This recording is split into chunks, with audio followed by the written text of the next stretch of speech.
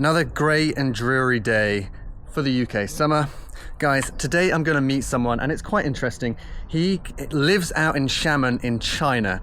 And if you know China or you know things about the Chinese bike industry, Xiamen is where a lot of the big brands are built and made, including this one, the Winspace, the Lund Hypers, Tevelo, Wheeltop, all these brands come from this area. So I'm going to get his thoughts on what's happening in the bike industry.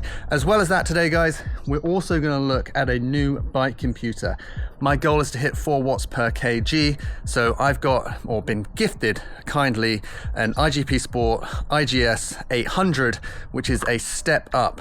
And I'm going to go through it today and tell you the good, the bad, and the ugly as to how I think it relates back to whether it's any good, whether I can use it for my training. And I will say this, guys, this is the small version, the BSC. That is the bike computer that I've been using up until now. I love it. Every time I go for a ride, I grab my small bike computer rather than my Garmin 1040 Edge. The Garmin 1040 Edge costs 550 quid when it came out. This was like 130 quid when I think is what you can get it for, the small BSC 300. And I love it because it doesn't overload you with data, power, cadence, directions, training stuff. It's been pretty good. The only thing that I struggle with is that it's battery life. You know, you can't just like take it out day after day after day. You have to charge it every couple of days or so. And I got caught short on a gravel ride earlier this year. Let's have a look at the IGS 800. The reason I want to look at it is because I've started doing this 4 watts per kg training plan. And the first thing we can do is push my Training Peaks training file from today that my coach has sent me straight to my bike computer. It's got a ton more detail on it. It's information overload sometimes. Anaerobic training, aerobic training. It's a lot, guys. Right, we'll get into it today, guys. Let's get on the road. Let's roll.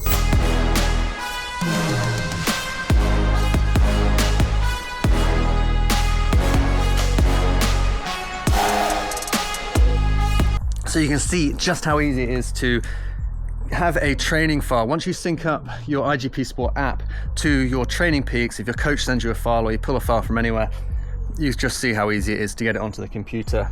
And then I'll hit go once I'm rolling and it'll just take me through my session, which is lovely, super easy. And easy in the cycling world is exactly what we need. I am looking forward to getting the lowdown on everything out in Xiamen. So it'd be cool to chat to James. Guys, full disclosure, I don't monetize my YouTube. I don't make any money from it. I do get a lot of emails from people asking whether I want to review stuff or look at stuff or have it sent to me. And I take it all on an individual basis. So it'd be cool to actually chat to someone, especially just, you know, the Winspace guys, the Tevelo stuff, you know, all the brands that we are starting to hear about over in the UK and Europe. He's also good friends with Joe from China Cycling. So if you watch China Cycling, we're going to get a bit of a lowdown on that. Right, Windsor time.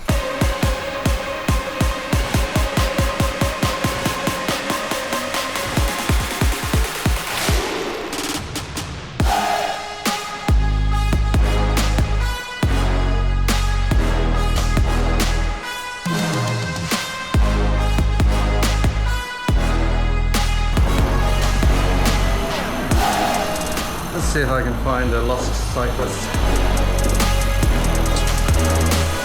Right, we can do a Henley loop. Okay.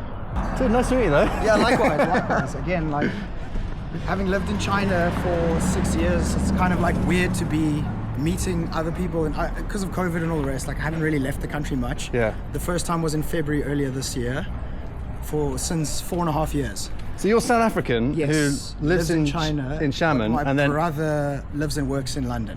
This is a nice route, and you've got a nice overcast day. We've planned it so that it's not too warm for you, because you've come from that really warm climate. I'm calling fake news though, because I've been here and it's been nothing but cooking heat.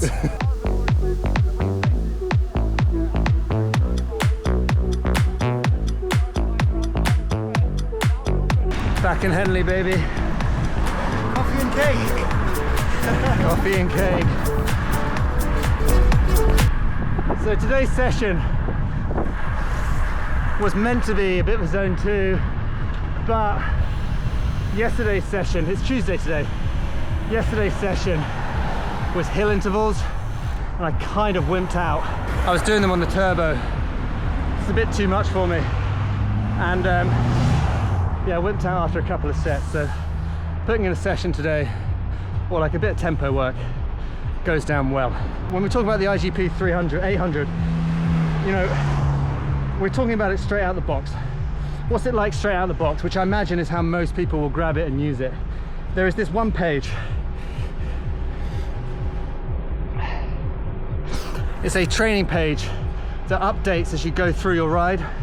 Gives you a figure for your aerobic and anaerobic load during that ride, which I think is really cool, because as you work your way through your ride, you kind of realize how hard you've actually been working. So my anaerobic is 1.5, my aerobic is 4.3. Actually, I don't know. See, this is the thing. Bike computers, they need to be intuitive. So I know that means something. I don't know exactly what it means. Anyway, time for cake. We're gonna have a chat about all things China and Xiamen with the Xiamen cycling feed on Instagram. Welcome to Henley.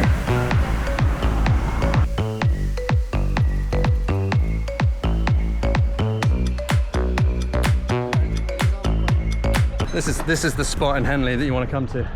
Berries on the high street, lovely, beautiful. There's all sorts in Henley, perfect. Oh, how are you feeling? Good, that was fun. Nice bit of the countryside, a bit of smash, a bit of chill. Overall, it was a bit more smashy than I thought. It was a bit more smash than chill, that's for sure. Xiamen at the moment is about 37 degrees and probably close to 80% humidity,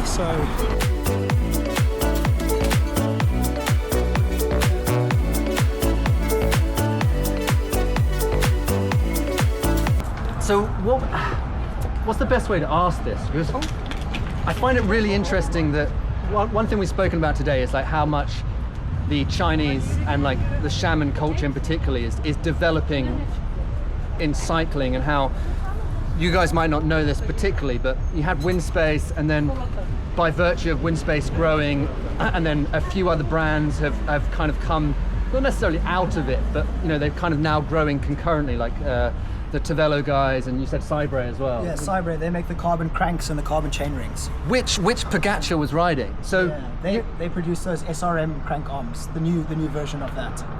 So, you know, it is a thing, guys. You know, you can't overlook it, because there is some products that are coming out of China that are getting a lot of recognition. Just the fact that Pogacar, who won the Tour de France, was using Fibre cranks. Was he using the SRM power meter? But the SRM. Yes. So Fibre produces the SRM crank it's SRM branded. Yeah. But it's made by Fibre. Nice. I mean, so you can't ignore it. And there's some great bikes coming out. I'm just about to build up the SLC, the Winspace, the 3.0.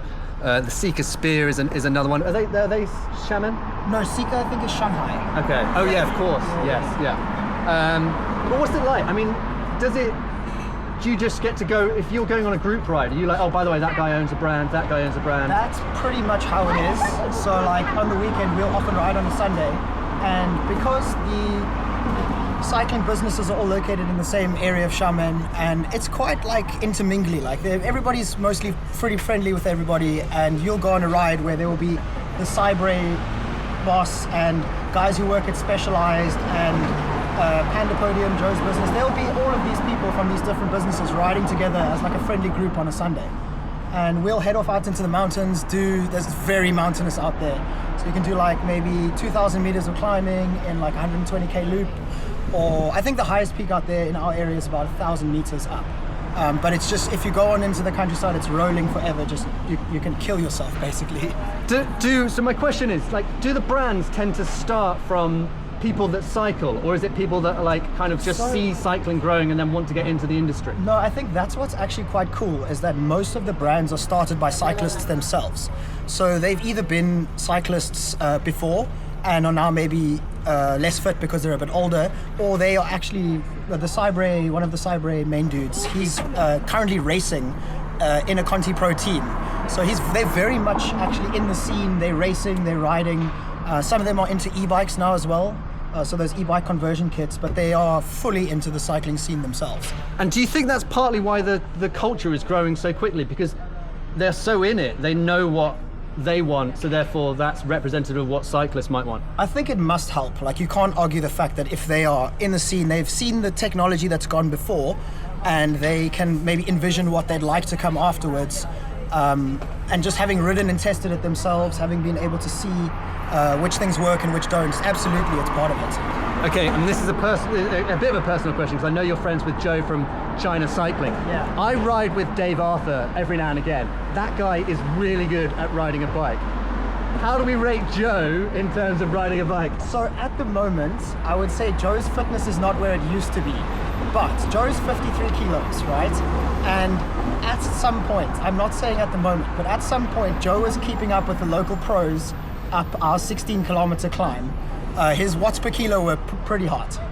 I love this. What I love the fact that there are just some people in the bike industry that you don't quite realize are actually really good at riding bikes. And I get that impression about Joe, that like he loves it, but he loves it from the point that he's actually really good at it. Joe's good at suffering, I'll say that. Joe will sink himself so deep.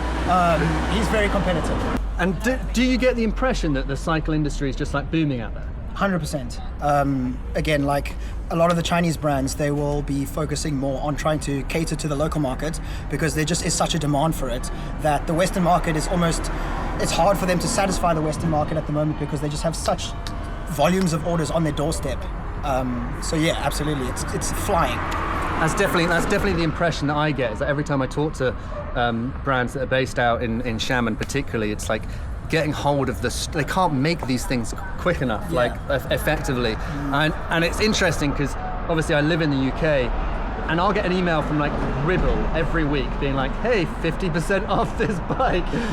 Whereas in China and Xiamen, you know, I think one of the comments recently is like the Winspace frames are kind of going up in price, or yeah. you know, they've kind of been through their era of like stack them high and sell them cheap, and then now realise that they've got a good product and they can sell it for, I wouldn't necessarily say, like, you know, they know where their bracket is. They're yes. not top bracket. No, they know where to position themselves. They Yeah. do understand that they can position themselves above kind of like just the average run-of-the-mill stuff at the bottom.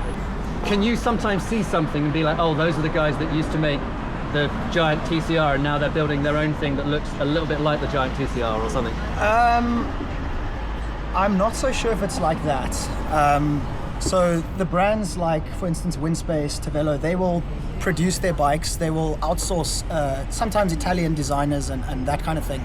But I wouldn't say I'd be able to see like, oh, this person produced this bike and then they've taken over the same idea to them. I don't think that happens so much. Okay, that's interesting. Yeah. And what bike do you ride and how do you rate it? So I'm currently on the Tavello Attack. And I rate it, I would say it's a good solid 8.5 out of 10. Yeah. It's pretty light, it's pretty aero, but it's fast. So like, I would say that it's my favorite bike I've ridden at the moment, but I've got the Arrow arriving soon, and that's gonna be a more aero-focused bike, which is what I like. So I think that'll suit my riding style more, because I like to do those long flat smashes. I'm not a very light guy, so climbing's not really my thing. But yeah, it's a great bike. I think the Tavello brand isn't quite one that's made it to the UK at all, I don't think. I've seen anyone who has one, but it's been coming up on social media. Jesse Coyle's just built, has he got an Attack or an Arrow? He's got an Arrow.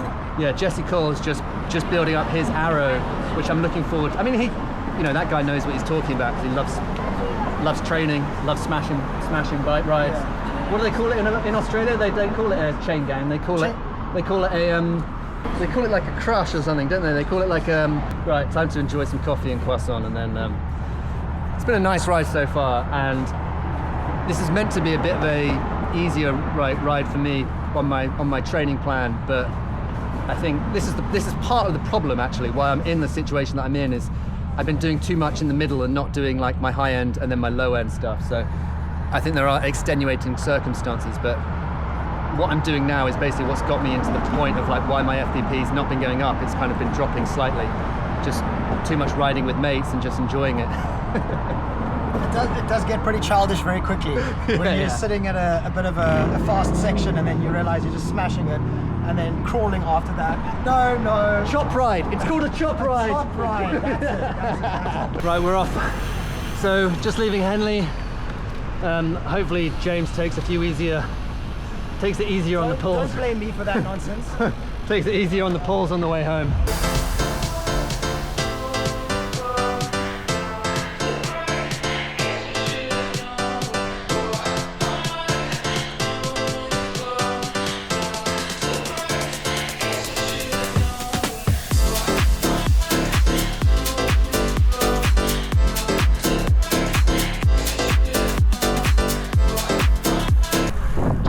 rounding off our little Henley loop with James. The sun came out and it's been lovely. It has been lovely.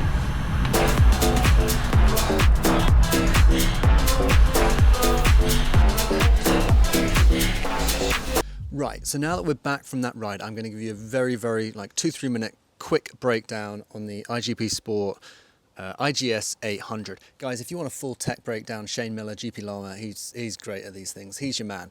One thing we're not going to look at today is navigation. I did not use any route mapping or anything like that. I am your man if you want usability. What's it like? Take it out of the box, set it up, sort it out. Does it work? Does it work for what you need? That's me. That's what we're going to test today. So first and foremost, it has 50 hours of battery life. That's what's stated on the pack. I haven't had a chance to put that to good use. I will show you. I've got the BSC from IGPSport, same company, BSC. Their smaller model is here. And then let's compare that to the Garmin 1040, which I think is what I've got. So as you can see, it's just slightly shorter, but a little bit wider than the Garmin 1040. It's a little bit heavier than the BSC small one. It's a little bit lighter than the Garmin, and it uses a Garmin mount and just clips in on your bike pretty perfectly. So what's it like to set up? You saw me uploading a training workout earlier. So I found that like really intuitive. But to be fair, I have used the IGPSport app before, so I'm kind of used to that. I did find that nice and easy. I'm the kind of guy that will get a bike computer, take it out of the box, and you know, my impressions are I want it to work. I want it to just like, I don't want to have to like read days and days of instructions. So here's the thing, the 800, which is bigger and has a longer battery life than the small BSC 300. The reason that I was interested in it is because I want to start training. I want to put more effort into my cycling. I want to take it more seriously. I love the little BSC 300, 120, 150 quid this unit costs. The reason I like it is because it does not give you data overload. You get the screens you want, you get the navigation, you get power, cadence, all heart rate. You know, it's brilliant. I think it's fantastic. Now, the reason I like this model out the packet is because it has 8 data screens. The way that they're already set up, you take it out of the box, connecting up the sensors it's super easy. And I'm a millennial, so you know, if I'm managing to do it, I'm pretty sure most people can. So I can set it up. There's some really good data screens on it. I uploaded a workout. I found that very easy to do. Go into the app on the phone, select the workout, and it pushes straight through to the head unit. It's also Wi-Fi enabled, which is a bonus because it means that you don't have to connect it to your phone when you get back off the ride. Connect it up to your router at home, and then that way what will happen is you'll come home and it'll automatically upload for you. But when it comes to the training thing, and this is what I was kind of looking for it for, my emphasis now is changed just slightly. I need a little bit more information. I want a bit more data. Because I'm going to focus on trying to develop as a rider, improve my performance. So the data screens that come with the IGS800 just gives you way more information. I found it really useful. The thing that I struggled with was that although I recognize a lot of the things, I recognize what stamina is. I know what the word stamina is. You know, I know what anaerobic is. I know what anaerobic is. But I'm now going to have to go back and kind of realize or try and work out how they actually relate to my training. So it seems like at first impressions, you get this brilliant trainings page on your unit. And I thought, oh, that's really cool. It's really interesting. But I actually don't 100% know what that means. So I don't mind doing it. Like, I'm just going to have to go back and like figure out what does it mean when my stamina is at 8%, and what does it mean when my aerobic is at or 1.3. So I need to work that out, but it's good to have it, and it kind of has installed in me a bit of confidence in specifically the head unit that I'm going to be able to get a lot of information out of it. So the one thing that I did like on the smaller unit was that when I was doing a workout at the top of the screen, no matter what screen I was on, initially it would always show me what zone my workout was meant to be in. When I uploaded a workout straight onto the 800 unit, the bigger unit, if I wasn't on the training workout page, I wasn't getting the data relating to that actual workout. So it kind of like implies to me that I should be able to do that. It's the same thing on the little unit. that it should have that same functionality somewhere. I just don't know how to set it up now. So the reason I liked it on the little unit was it didn't matter what page you were on. At the top of the unit was just this small little thing that said you should be kind of in this power zone or working this hard effectively. And I couldn't find that on the big unit. So that wasn't straight out of the box. And this is what we're trying to talk about. It's like straight out of the box usability, because not everyone wants to sit down and mess around with these things. On that note though, you know, changing the screens on the touch screen, and this is a touchscreen model, was super easy. I found that very intuitive. You've got two options. You either do it in the app and you can just set up your whole thing in the app, which I think is brilliant. You'll have like one evening where you're bored and you're sat down in front of Netflix or in bed one evening and you can just like completely dial in your bike computer on your app. And I think that's brilliant. But you can also do it whilst you are out riding. You know, you can change the data screens whilst you're out riding, and it's quite easy, it's quite intuitive, and I actually ended up doing that and swapping in and swapping out a few things. So I can't give you a full breakdown on the navigation and the rerouting, and that's probably for another time on a bigger ride. But what I will say is I've got a bit more confidence now knowing that I've got a bike computer, and it's not cheap, guys, it's 375 quid, I think, that is now going to give me a ton of information that I'm going to be able to adapt and use whilst I'm on the bike trying to progress. So with the smaller unit, with less information available, you know, it's brilliant because afterwards you can go over the data as much as you want. But a unit like this, it kind of gives you that like real-time availability to assess how you are doing. If your session is 2 hours, if your ride is 3, 4, 5 hours, you're getting a ton of information in real time. And I think that is actually quite cool. So that real-time, like available information is a big tick from me when it comes to trying to improve, especially as I'm on this little journey to try and get over 4 watts per kg. Right, that's it from me, guys. Thanks for joining in on this one. I will see you guys on another one soon. Please do like and subscribe if you enjoy the channel. See you next time.